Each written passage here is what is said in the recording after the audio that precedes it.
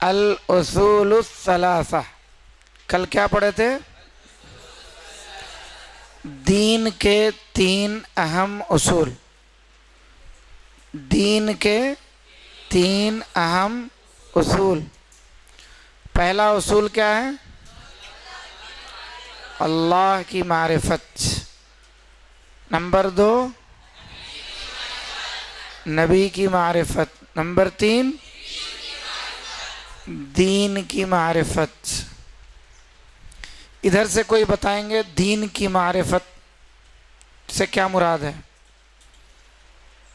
दीन की मारिफत से क्या मुराद है? बोल सकते हैं इधर से? दीन की मारिफत से क्या मुराद है? इस पूरे लाइन में कोई नहीं है।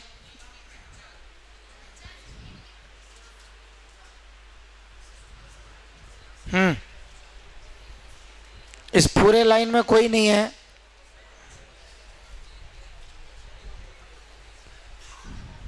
उधर से पूछ रहा हूं।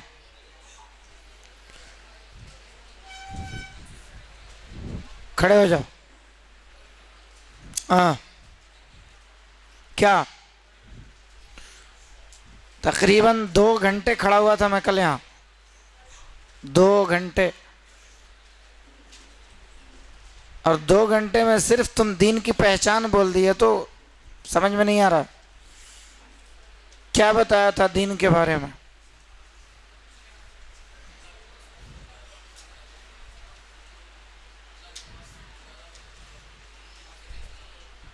Very good.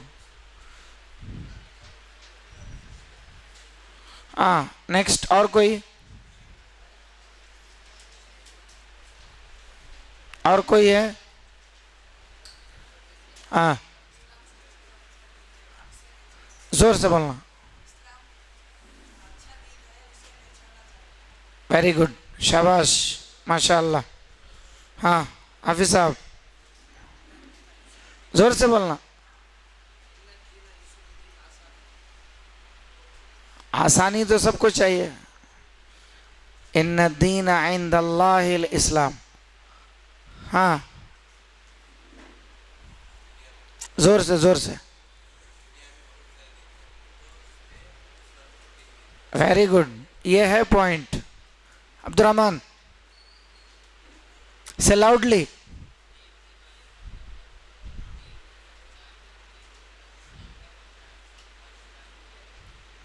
Sit down. हाँ, और कौन है?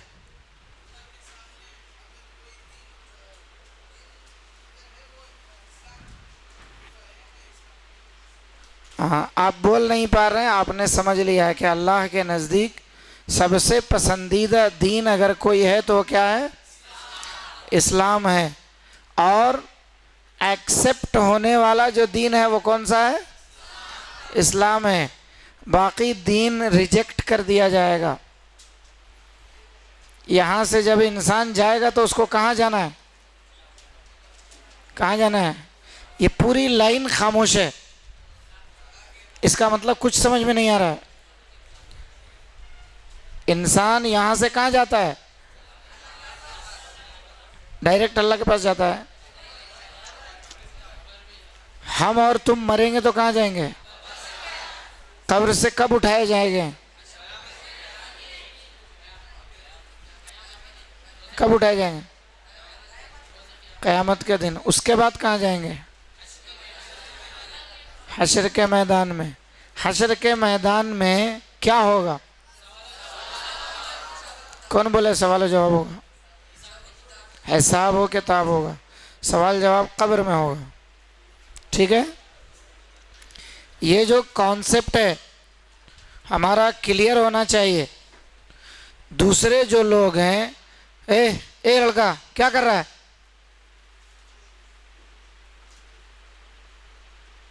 जब पूछा जाता तो मुंह नहीं खोलते, जब समझाया जाता तो खेल रहे हो, तो क्या समझोगे?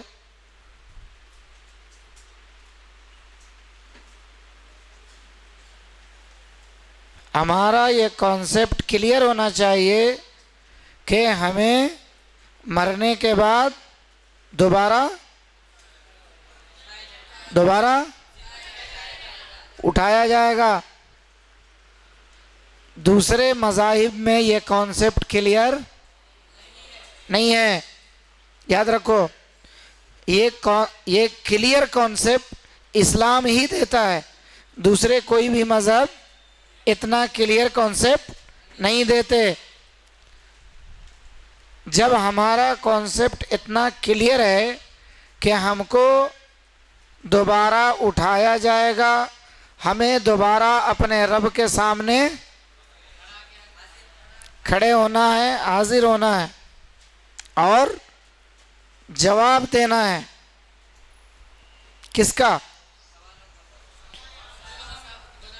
अपनी जो पूरी जिंदगी है, जितने साल की भी हो, 50 साल की, 60 साल की, 40 साल की, 20 साल की, है ना, जितनी जिंदगी इंसान गुजारा है, बुलूगत के बाद की जिंदगी, बुलूगत बोले तो मैच्योर होना, ठीक है। जब मैच्योरिटी आ जाती है उसके बाद से उस वक्त तक, जब तक के इंसान की मौत आ जाए। समझ में आया? Clear? 15 years to death, 15 years to death, यानी 15 साल के बाद मरने तक, या जब तक इंसान होशो हवास में है। तो ये चीज़ हमारे पास क्लियर होना चाहिए कि हमको अपने रब के सामने खड़े होना है और अपने इतनी ज़िंदगी का हिसाब देना है। जब ये अक़ीदा हमारे अंदर होगा तब जा कर के हम अपनी ज़िंदगी के बारे में सोचेंगे, अपनी ज़िंदगी को अच्छे कामों में लगाएंगे, अपने ज़िंदगी से ख़ुद भी फ़ायदा उठाएंगे और दूसरों को भी फ़ायदा पहुंचाएंगे। हमारी ज़ात से किसी को नुकसान न पहुंचे इसका ख्याल करेंगे, हमारी ज़ात से दूसरों को फ़ायदा पहुंचे इस बात का ख्याल करेंगे। तो ये दीन इसलिए भी यूनिक दीन है, सब में प्यारा है। सब में जितने भी अदियान दुनिया में आए उन सब में सबसे बेहतरीन दीन क्या है? इस्लाम है। सबसे बेहतरीन दीन इस्लाम है। इस इस्लाम को समझने और जानने के लिए, या ये कहिए कि इस उसूल सलासा को समझने के लिए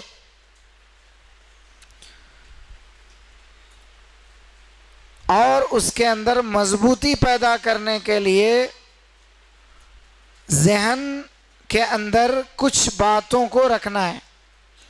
उसमें से है सबसे पहली चीज़ इल्म। क्या है? इल्म। इल्म मीन्स नॉलेज। इल्म याद रखो, ये बाद में मैं लिखाता हूँ। यानी किसी चीज़ को जैसे हम जानते हैं वैसे ही मजबूती के साथ अपने जहन में बैठा लेना, इसको क्या कहते हैं? इल्म कहते हैं। और उसी का अपोजिट है जहल, जिसको जहालत कहते हैं। यानी अपने जहन में ये बैठा लेना कि ये लाइल्मी है। जब ये चीज़ हमारे अंदर आएगा कि हमने अल्लाह के बारे में जान लिया, अल्लाह का इल्म हमको हो गया कि हाँ वो अल्लाह है। अल्लाह का तारुफ मैंने कैसे कराया था कल?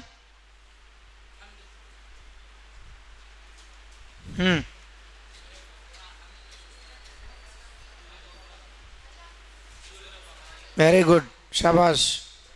बताओ।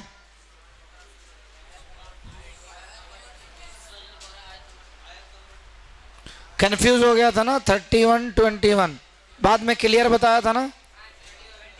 21 क्या है 21 में? माशाअल्लाह।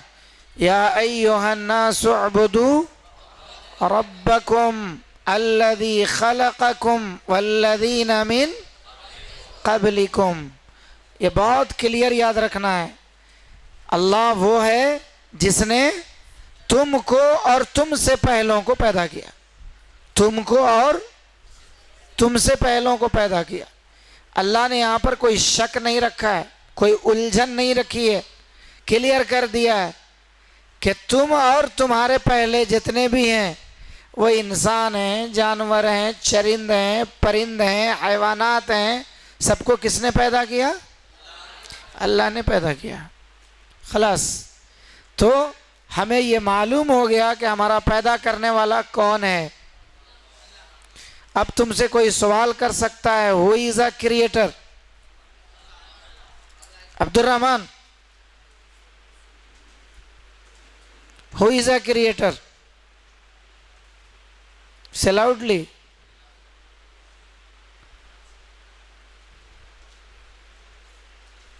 हाँ,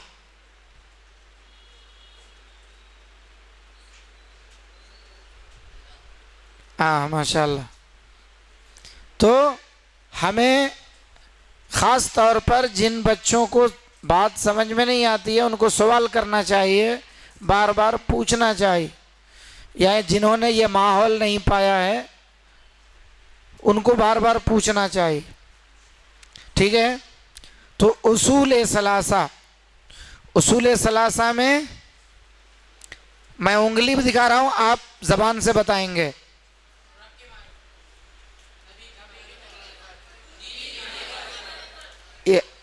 ये सिर्फ बाय हार्ट नहीं, उसी तरह से बाय हार्ट होना चाहिए जिस तरह से मैंने कल 2 घंटे समझाया। नंबर 1,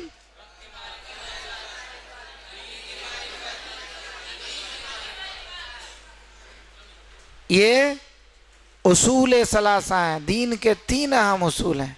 इसी में पूरा दीन मुज़मिर है, पूरा दीन इसी के अंदर छुपा हुआ है। चलिए अब आइए आज के दर्स में हम आपको बताते हैं कि ये उसूल सलासा क्यों हमें जानना है। बोलिए, क्या पूछा बने? इस उसूल सलासा को हमें क्यों जानना है? ये दीन के 3 अहम उसूल को हमें क्यों जानना है? इस्लाम की मुकम्मल तालीमात इसी के अंदर छुपा हुआ। ठीक है। दीन के 3 अहम उसूल को जानने का फायदा क्या है?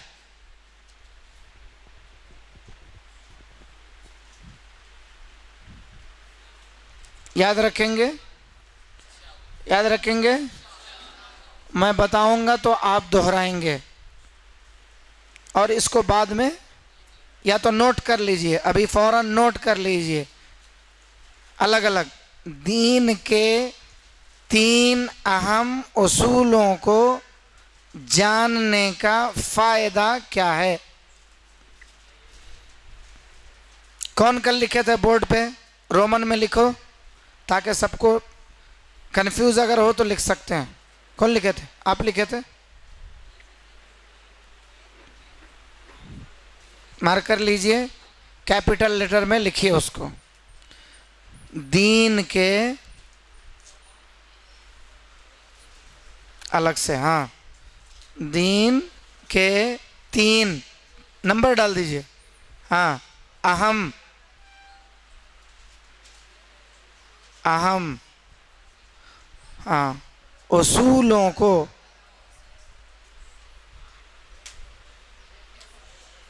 हाँ जानने का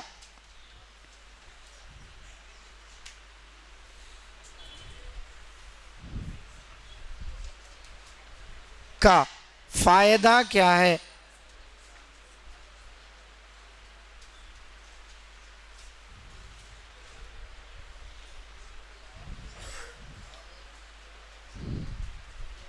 आई, हाँ, ओके, जज़ाकल्लाह। दिख रहा है? लिख लिए सब लोग?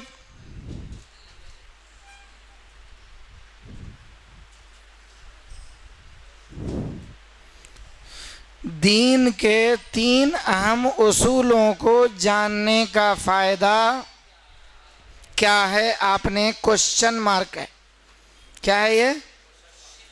जवाब क्या है, आंसर क्या है, वो देखिए, मेरी तरफ देखिए, समझ में आएगा। नहीं लिखे आप लोग? सबसे पीछे लिख लिए?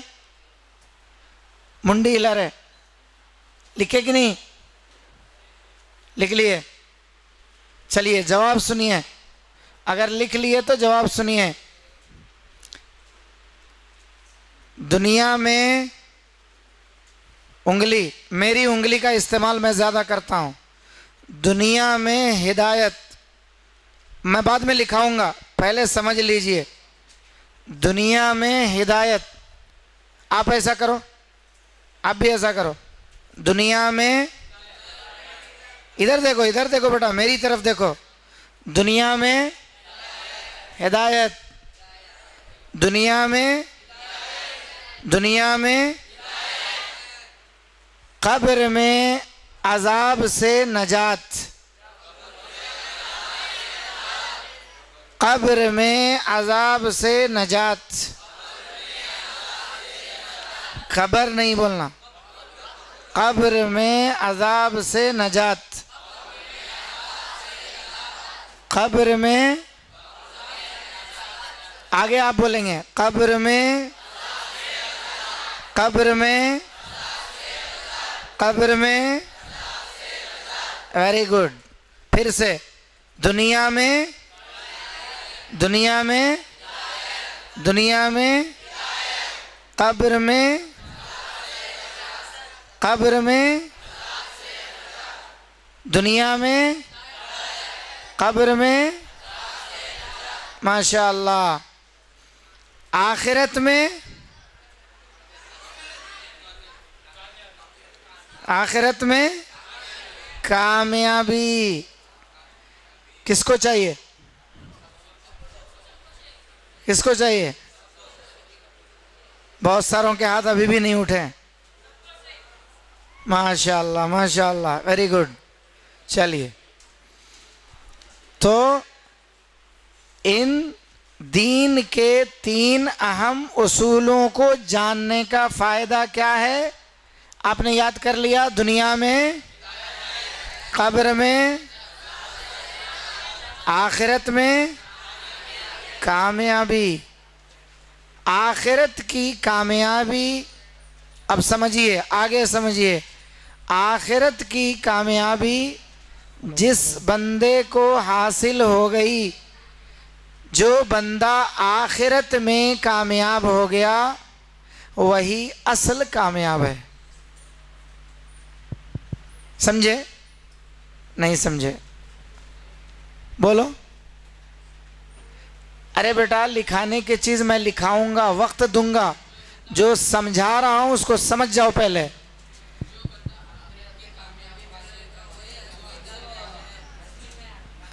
जिसे आखिरत की कामयाबी मिल गई, वही असल कामयाब है।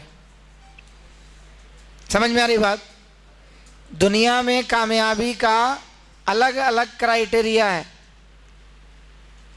है नहीं? अब्दुर्रहमान कहाँ देख रहे हैं? दुनिया की कामयाबी का क्राइटेरिया बहुत अलग है। कोई आदमी ज़्यादा पैसा कमा लेता है, लोग समझते हैं वो कामयाब है। समझते नहीं समझते हैं? किसी के पास बहुत खूबसूरत घर है, उसको क्या बोलते लोग?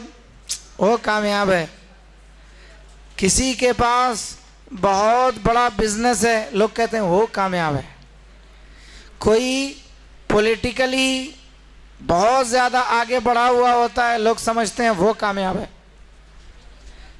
कोई आदमी साहबे औलाद होता है, लोग समझते हैं वो कामयाब है।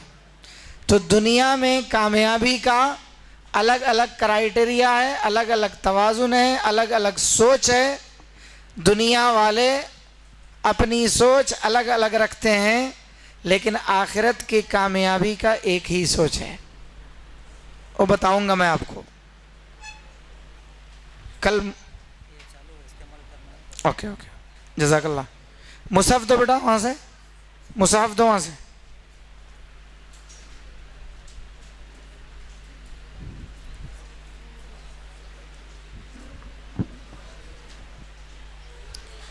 आपस में बातें नहीं करना ज़्यादा, क्लास में आवाज़ नहीं करना, क्लास डिस्टर्ब होती है।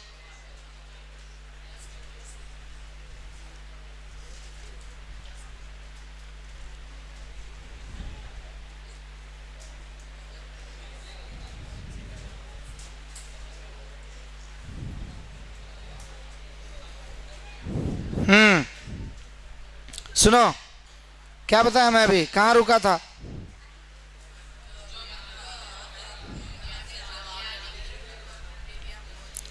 दुनिया के क्राइटेरियाज हैं और आखिरत का एक ही क्राइटेरिया है। आखिरत की कामयाबी का एक ही तवाज़ुन है। वो क्या है? कुरान ने कहा फमन ज़ुहज़िहा अनिन नार व उदखिलल जन्नत फ़क़द फ़ाज़ वमल हयातुद दुनिया इल्ला मताउल गुरूर। सूरे आले इमरान, इधर आइए, नंबर कितना है देखिए, रोशनी नहीं दिख रही है यहाँ पे। उर्दू नंबर किसको आता है?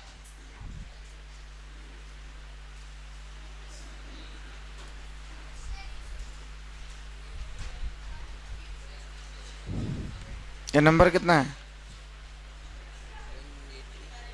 188 है ना? हाँ 85 है। हाँ, सूरे आले इमरान, सूरा नंबर 4, आयत नंबर 185। सूरे आले इमरान लिख लो, 185।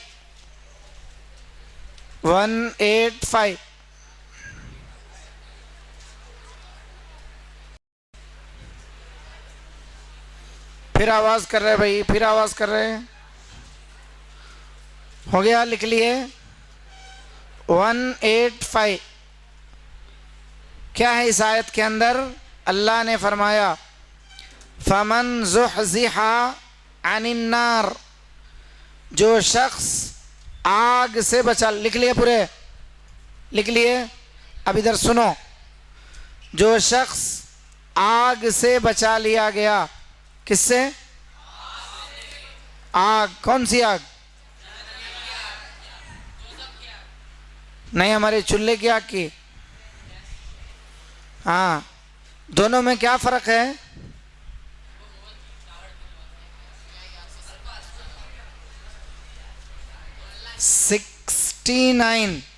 कहते 69 दर्जा ऊपर है। कौन सा? हाँ, सोचो आप, उस आग के बारे में अल्लाह कह रहा है कि जो आग से बचा लिया गया, वह उदखिलल जन्नह, और जन्नत में दाखिल कर दिया गया, फ़क़द फ़ाज़, वही कामयाब है। मालूम हो गया आखिरत की कामयाबी। आखिरत की कामयाबी क्या है? आग से बचा लिया जाना और जन्नत में दाखिल कर दिया जाना, यही असल कामयाबी है। फ़क़द फ़ाज़, अल्लाह ने कहा। इस कामयाबी के सामने सारी कामयाबियां हेच हैं। इंसान दुनिया में बंगला भी बना ले, बिजनेस भी कर ले, बच्चे अच्छे खासे हों, पॉलिटिकल उसके पास पावर हो, फिजिकल भी वो मजबूत हो, सब कुछ हो, लेकिन अगर वो दीन के इन 3 अहम उसूलों को नहीं जानता, वो आखिरत में कामयाब नहीं हो सकता। आखिरत की कामयाबी के लिए दीन के 3 अहम उसूलों को जानना ज़रूरी है। चलो हम फिर से वापस से चलेंगे नीचे से। आखिरत की कामयाबी, आखिरत की कामयाबी, कब्र के अजाब से नजात और दुनिया में हिदायत। यूं भी जाना यूं भी जाना, याद रहता है। दीन के 3 अहम उसूलों को जानने से आखिरत में कामयाबी, कब्र में अजाब से नजात और दुनिया में हिदायत। ये हर एक मुसलमान की ज़रूरत है, हर एक मुसलमान की ज़रूरत है। चलो अब एग्जाम्पल इसको कैसे हम समझेंगे, लिख लिए पूरे।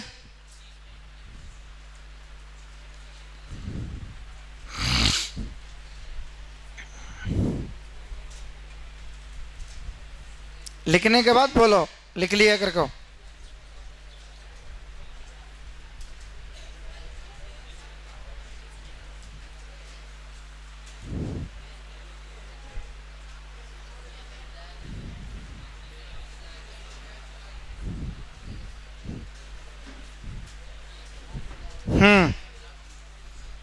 चलो अब इसको हम समझते हैं, हदीस की रोशनी में इसको समझते हैं। क्या लिख रहे हैं बेटा?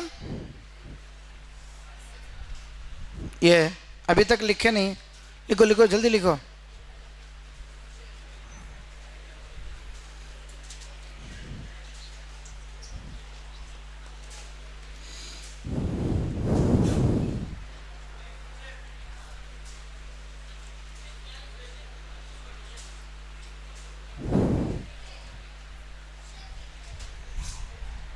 बोलना है। दीन के 3 अहम उसूलों को जानने का फायदा क्या है?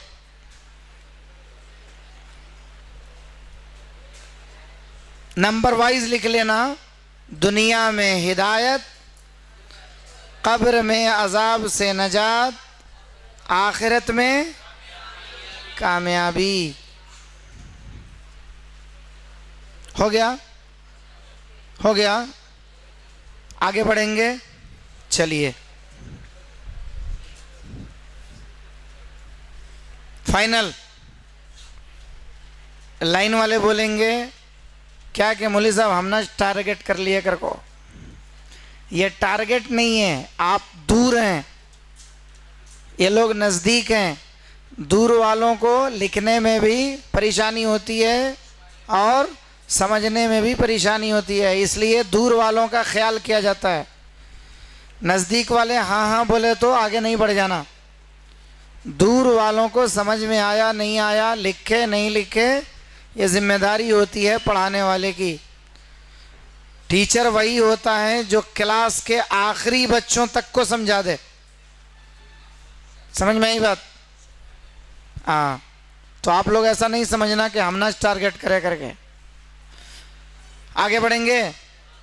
चलो अब देखो ये अप्लाई कैसे होता है। ये जो 3 अहम उसूल हैं ये हमारे साथ। ए बच्चे पीछे बातें कर रहे हो, क्यों बातें कर रहे?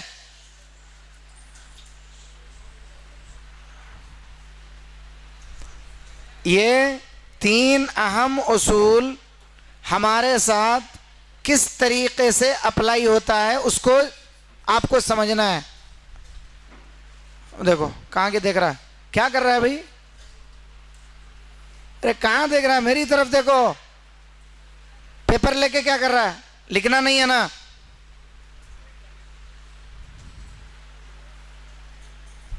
इंसान इस दुनिया से चलाता है, कहाँ जाता है?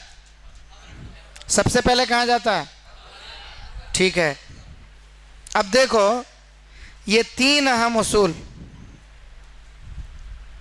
3 अहम उसूल जो कल लिखाया था मैंने, वो क्या है? यहाँ ऊपर लिखता हूं ताकि सबको दिखे।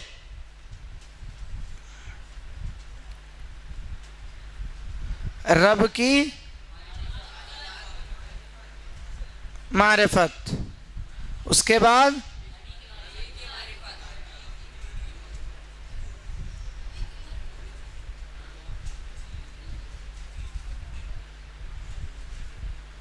दीन की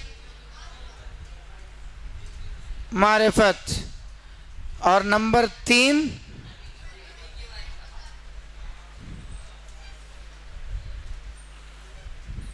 नबी की मारिफत। सही है ना? यही बताया था ना कल। अब देखो, इंसान जब इस दुनिया से जाता है, इंसान जब इस दुनिया से जाता है, उसके आइज़ा, उसके अक़रबा, उसके रिश्तेदार उसको नहला धुला कर, कफना कर, उसका जनाजा पढ़कर कहाँ रखते हैं? कब्र में रखते हैं। अल्लाह के नबी अलैहिस्सलातु वस्सलाम ने फरमाया, बंदा जब कब्र में रख दिया जाता है और दफनाने वाले जब दफन करके चले जाते हैं, यहाँ तक के जाने वाला जब जा रहा होता है तो मुर्दे उसके जूते की आहट को सुनते हैं। समझ में आ रही बात? जूते की आहट को सुनते हैं। वैसे अब चप्पल पहन के चले तो उसमें आवाज़ आती है हल्की सी, जूते चप्पल में आवाज़ आती है ना, तो मुर्दे उस आवाज़ को सुनते हैं। उतने ही में फरिश्ते, मलाकान, 2 फरिश्ते कहाँ आते हैं? कब्र में। कहाँ आते हैं? कब्र में। अब देखिए, वो फरिश्ते जब कब्र में आते हैं, उनका पहला सवाल होता है, मन रब्बुक, मन रब्बुका,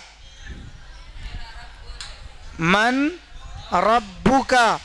इसका ताल्लुक कहाँ से है? इसका ताल्लुक कहाँ से है?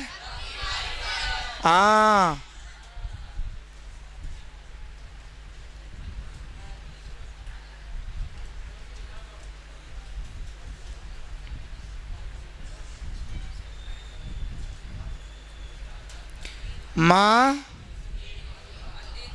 माँ दीनों का, इसका ताल्लुक कहाँ से है? समझ में आ रहा है? माँ, बोलो भाई, इसका ताल्लुक कहाँ से है? और उनका तीसरा सवाल होता है, नहीं, मन नबियु मुहम्मदिन सल्लल्लाहु अलैहि वसल्लम। इसका ताल्लुक कहाँ से है? अब आप बताएं कि अगर आपने उसूल सलासा को नहीं सीखा, उसूल सलासा को नहीं जाना, उसूल सलासा के बारे में आप नहीं पढ़े, तो आप कितने खसारे में हैं, कितने नुकसान में हैं, कितने घाटे में हैं। अच्छा, कब्र क्या है? कब्र क्या है?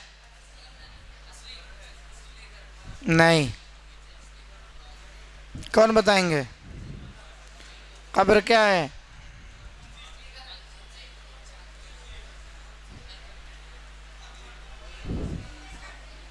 हाँ, अब्दुर्रहमान, जोर से, वहीं से बोलो, वहीं से जोर से बोलो।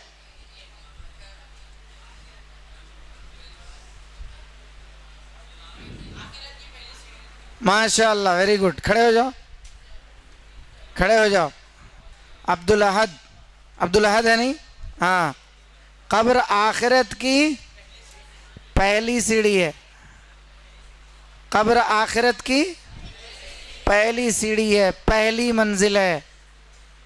जो वहाँ कामयाब हुआ वो आगे कामयाब होगा, जो वहाँ फिसला वहीं गिर जाएगा, आगे नहीं बढ़ पाएगा। समझ में आ रही बात? पहली सीढ़ी पे तुम्हें चढ़ लिए, दूसरी पे भी चढ़ते, पहली पे फिसल गए बोले तो ऊपर नहीं आ सकते। तो कब्र में कितने सवाल होंगे? और इन तीनों सवाल का ताल्लुक कहाँ से है? अल उसूलुस सलासा, अल उसूलुस सलासा, दीन के 3 अहम उसूल से इसका ताल्लुक है। अब समझ में आया होगा कि दीन के 3 अहम उसूलों का जानना क्यों ज़रूरी है। अब तो समझ में आ गया होगा, क्लियर? Any doubt? पीछे के बच्चे समझ में आया? सबको समझ में आ गया कि दीन के 3 अहम उसूलों को क्यों जानना है? क्यों जानना है? बोलो, पीछे से बोलो, खड़े होके बोलो, खड़े होके बोलो, चलो। हाँ हाँ, बोलो बोलो।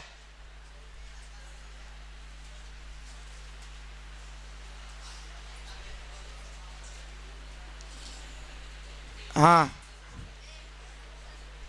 और आगे बोलो।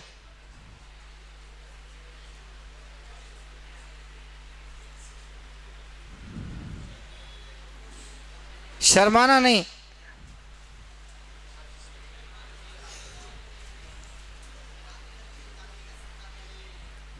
बैठ जाओ, माशाअल्लाह। इतना भी अगर आप समझ लिए तो आप कामयाब हैं। इतना भी अगर आपके जहन में चला गया तो आप कामयाब हैं। अब आप बताओ कि ये मन रब्बु का, तुम्हारा रब कौन है? यहाँ बोलने से कामयाब नहीं चलता, वहाँ बोलना।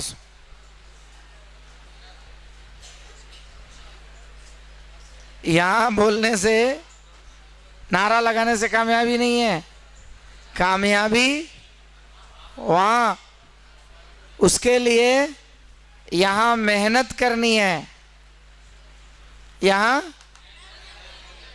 चलो, यहाँ भी एक एग्जाम्पल देता हूँ आपको। कल मैंने कहा था जैसा कि आप सबका ताल्लुक कहाँ से है? कहाँ से है? देखो, फर्स्ट बेंच के बच्चे पहले जवाब देते हैं, मतलब ये अच्छा ऑब्जर्व कर रहे हैं और आप लोग मुंह नहीं खोलते हो। आपका ताल्लुक कहाँ से है? क्लासरूम से है। कहाँ से है? तो आपको एग्जाम्पल भी क्लासरूम से ही दिया जाएगा तो आपको बात समझ में आएगी। फॉर एग्जाम्पल, इसमें बहुत सारे बच्चे होंगे जो 10th की तैयारी कर रहे होंगे। कौन कौन है? खड़े हो जाओ, देखेंगे। 10th की तैयारी करने वाले बच्चे खड़े हो जाओ। आवाज नहीं करना, आवाज नहीं करना। माशाअल्लाह, खड़े हो जाओ, खड़े हो जाओ, शर्माना नहीं, खड़े हो जाओ।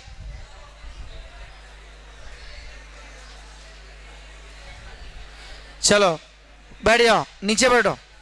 एक अच्छी खासी तादाद है माशाअल्लाह यहाँ पर जो 10th की तैयारी कर रही है, 10th के लिए प्रिपेयर होने। खामोश रहो भाई, प्यार से बोले तो समझ में नहीं आता, डांटना फटकारना यही जरूर रह गया है। होशमंद हो ना आप?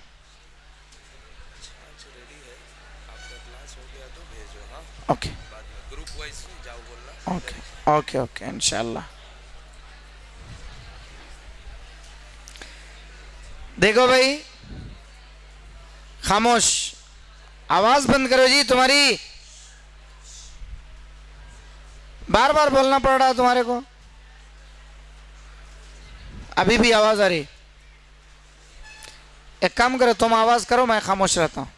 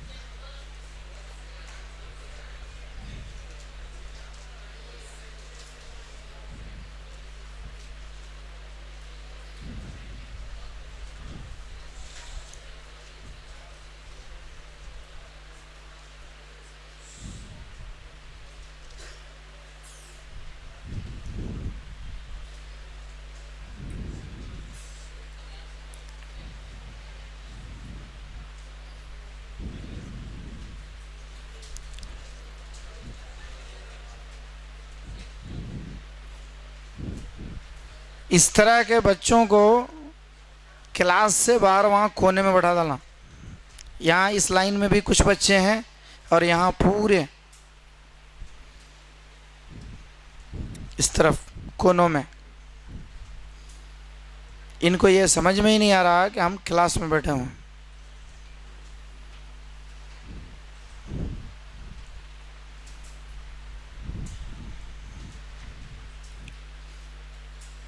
तो क्लासरूम की मिसाल मैंने क्यों दी है? इसलिए कि तुम्हारा ताल्लुक़ क्लासरूम से है, दिया नहीं है बल्कि देने वाला हूँ। फॉर एग्ज़ाम्पल 10th के बच्चे 10th की तैयारी कर रहे हैं, 10th की तैयारी कर रहे हैं या 10th की तैयारी के नाम पे वो ट्यूशन जा रहे हैं, या अपना वक्त उन्होंने फ़ारिग किया है माँ बाप से कह कर के हमें 10th की तैयारी करनी है, हम अपने दोस्त के पास पढ़ने जा रहे हैं, नोट्स लिखने जा रहे हैं, उनके पास नोट्स है हम लेने जा रहे हैं, सब बहुत सारी चीज़ें इसमें आ जाती हैं। फॉर एग्ज़ाम्पल यहाँ पर जो बच्चे खड़े हुए थे, हम समझ लेते हैं कि चलो एक 20 बच्चे थे। कितने? 20 बच्चे हैं जो 10th की तैयारी के नाम पर ये सब कुछ कर रहे हैं। उसमें से 15 बच्चे ऐसे हैं जो उस तैयारी के नाम पर टाइम वेस्ट कर रहे हैं। माँ बाप ने जो उनको अपॉर्चुनिटीज़ दी है उसका गलत इस्तेमाल कर रहे हैं, अपने वक्त को ज़ाय कर रहे हैं। तैयारी के नाम पर वो कुछ नहीं कर रहे हैं, सिर्फ नाम है कि हम तैयारी कर रहे हैं। और 5 बच्चे जो हैं वो खूब मेहनत कर रहे हैं, अपने सीनियर्स से कांटेक्ट कर रहे हैं, तुम्हारा एग्ज़ाम कैसा हुआ था, क्या क्वेश्चंस आए थे, गए साल तुम्हें कैसा पास हुए, हमें पास होना तो कैसा मेहनत करना, हमें रैंक लाना तो कैसा मेहनत करना, जस्ट पास होना तो कैसा मेहनत करना। ये पूरी इंक्वायरी ये 5 बच्चे करते हैं, बाकी 15 के 15 टाइम पास कर रहे हैं। अब बताओ कि कल से मुराद आने वाला कल, यानी एग्ज़ाम का डेट अनाउंस हो गया, एग्ज़ाम का डेट अनाउंस हो गया, सेंटर्स अनाउंस हो गए, ये फलां बच्चे का ये सेंटर है, ये कॉलेज में एग्ज़ाम होगा। अब वो एग्ज़ाम हॉल में 20 के 20 पहुंच गए।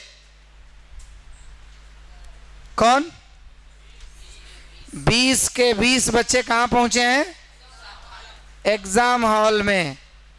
उसमें से कौन से बच्चे अपने क्वेश्चन का आंसर दे सकते हैं? 5 मेंबर्स। माशाअल्लाह। क्यों? 20 मेंबर्स तैयारी कर रहे थे ना? हाँ, 5 इसम मेहनत कर रहे थे और 15 इसम क्या कर रहे थे? मेहनत के नाम पे खेल रहे थे। वैसा आपका हाल है। आप यहाँ पर कहते हो हाँ हमारा रब अल्लाह है, हमारा दीन इस्लाम है, हमारे नबी मोहम्मद हैं, ज़बान से तो अदा कर लिए, रट लिए, उसको बाय हार्ट कर लिए। क्या ये कब्र में कामयाबी के लिए काफ़ी है?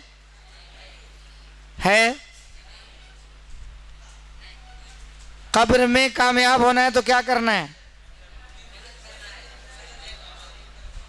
क्या करना है? फरहान, क्या करना है?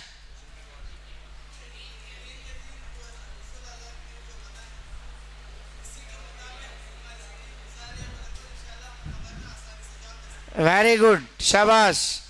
अपनी लाइफ में उसको अप्लाई करना है। ये सिर्फ बाय हार्ट करने से आप कामयाब नहीं हो सकते। अपनी लाइफ में इसको अप्लाई करना होगा। दीन के 3 मिसाल के तौर पर रब की मारिफत हमें मिल गई कि हमारा रब कौन है, उस रब के ताल्लुक़ से मज़ीद इल्म हासिल करना, उनकी खुसूसियात को पढ़ना, उसकी सिफ़ात को जानना। बहुत सारे लोग बोलते छोड़ो मुल साहब, अल्लाह रहम करने वाला है, अल्लाह माफ़ करने वाला है, हमें क्या तो भी करे तो अल्लाह माफ़ करता।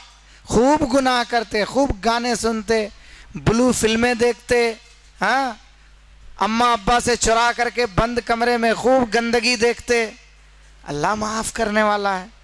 तो उस बच्चे को ये भी मालूम होना चाहिए कि जिस अल्लाह की सिफत अल-आफ़्व है, अल-आफ़्व है, उसी अल्लाह की सिफत अल-जब्बार भी है, अल-क़हार भी है। हाँ, अजाब से इसका ताल्लुक़ नहीं है। हाँ, समझ में आई बात? दोनों चीज़ें मालूम होना चाहिए। अच्छा, फिर इसके लिए हमारे लिए आइडियल कौन है?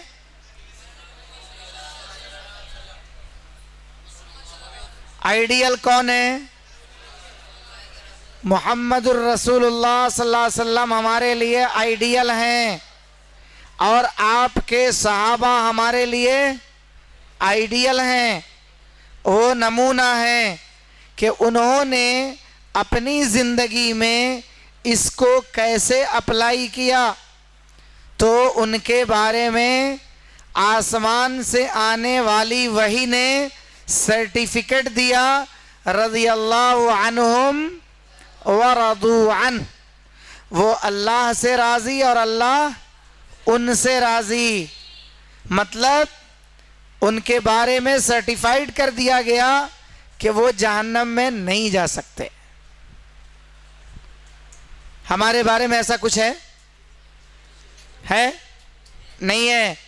जब नहीं है तो हमेशा हमें डर के रहना है। किससे? किससे? अपने रब से। अपने रब से डरते रहना है। गुनाह हो जाए तो तौबा करना है, माफ़ी मांगनी है, अल्लाह रब्बुल आलमीन को पुकारना है। और जब हम कोई अच्छा काम करते हैं तो अल्लाह का शुक्र अदा करना है कि हाँ, उसने हमें तौफीक दी कि हम ये काम कर रहे हैं। बात समझ में आ गई? रब की मारिफत, दीन की मारिफत, नबी की मारिफत समझ में आ गई? हैं? हाँ, इसका ताल्लुक़ कहाँ से है? कब्र के सवालात से है। कब्र के सवालात से है। और कब्र आखिरत की पहली सीढ़ी है। आप अगर वहाँ कामयाब हुए तो फिर आगे भी आप कामयाब हैं, अगर वहाँ नाकाम हैं तो आगे भी आप नाकाम हैं। आज का दर्स, आज की क्लास यहीं पे ख़त्म, फिर आगे इंशाअल्लाह।